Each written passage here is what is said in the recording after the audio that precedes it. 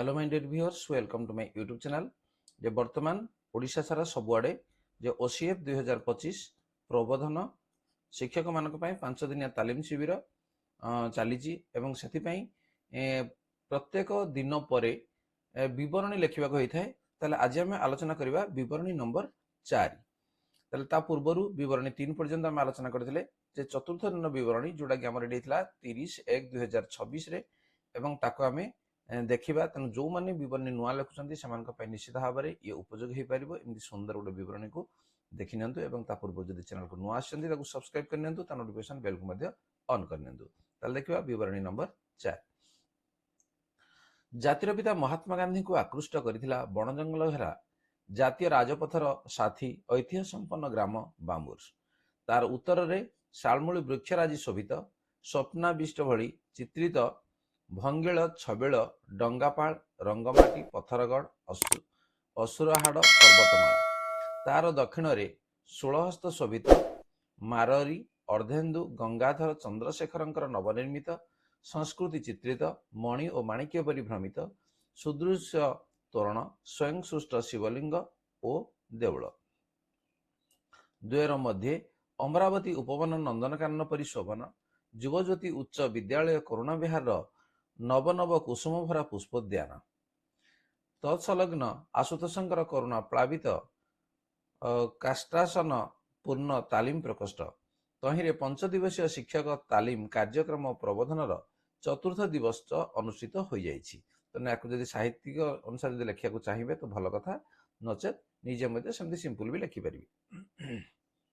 उक्त दिवसर प्रारंभ में महाप्रभु श्री जगन्नाथ निकट में एक भक्तिभावपूर्ण परिवेश रे सम्माननीय गोष्ठी शिक्षा अधिकारी श्रीयुक्त अरुण कुमार सेठी महोदय प्रदीप प्रज्वलन करथिले। वरिष्ठ शिक्षयित्री श्रीमती चिन्मयी महापात्र एवं सुजाता विश्वाल सुललित कंठरे प्रार्थना बोलिथिले। तत्परे अतिरिक्त गोष्ठी शिक्षा अधिकारी श्रीयुक्त लक्ष्मण कुमार देहुरी किछि प्रशासनिक सूचना देइथिले। तापरे गोष्ठी शिक्षा अधिकारी श्रीयुक्त अरुण कुमार सेठी महोदय तालीम विषय वस्तु संबंध में दिग्दर्शन देइथिले। तापरे दल 3 रो शिक्षक श्री प्रशांत कुमार बेहरा विवरणी पठन करथिले। दल 4 शिक्षयित्री सागरिका सागर प्राचीर पत्र प्रदर्शन करथिले। दल 5 शिक्षक मिश्र प्रधान मुख्यांश पठन करथिले।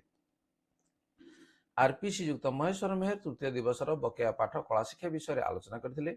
सांस्कृतिक कार्यक्रम दिवस रे पिलांकर उपस्थिति बढ़ी थाए बोली कहिथिले। कलार प्रकारभेद दृश्यकला चित्रकला परिवेशन कला संबंध में विशद आलोचना होइथिला। सीजी 1 रे संगीत स्वर 22 टी स्वर सप्त स्वर यथा सारे गामा पाधा निशार विस्तृत व्याख्या करथिले। गोष्ठीगत संहति नाट्य कलार प्रकारभेद नृत्य कलार पर्यायक्रमिक संबंध दृश्यकलार पर्यायक्रमिक संबंध आकलन पद्धति नाट्य कलार पर्यायभित्तिक संबंध संगीत शिक्षार पर्यायक्रमिक संबंध आकलन शिक्षक भूमिका संबंध में पुंखानुपुंख आलोचना करथिले। बाकी थिबा अधिवेशन शेष होइतिला।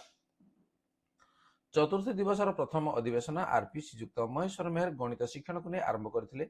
प्रत्याशित फलाफल लक्ष्य प्रस्तुति परिचालना मान निर्धारण रणनीति प्रस्तुत करने को कहिथिले।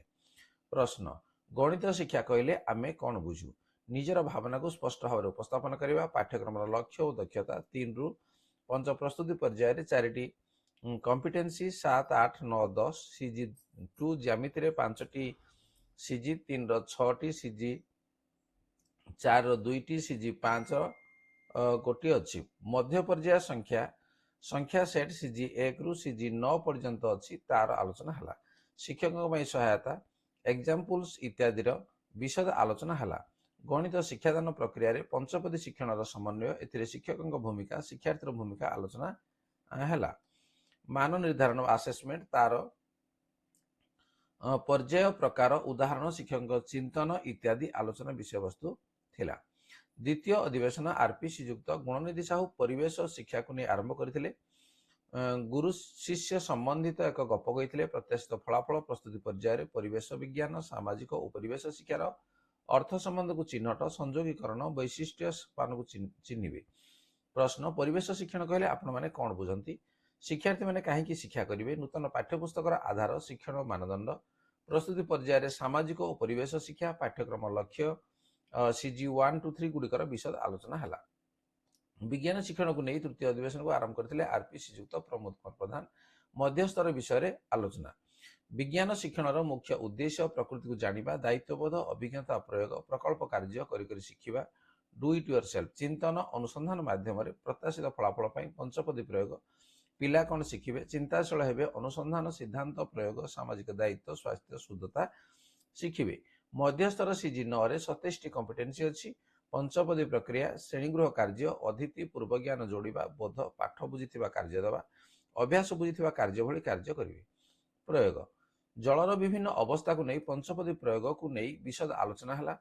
शिक्षण बिंदु 4, विभिन्न शिक्षण विज्ञान शिक्षण रे प्रस्तावित मान निर्धारण कौशल, विज्ञान शिक्षण पई कौशल आकलन पई मानदंड, उपकरण व्यवहार, तर्क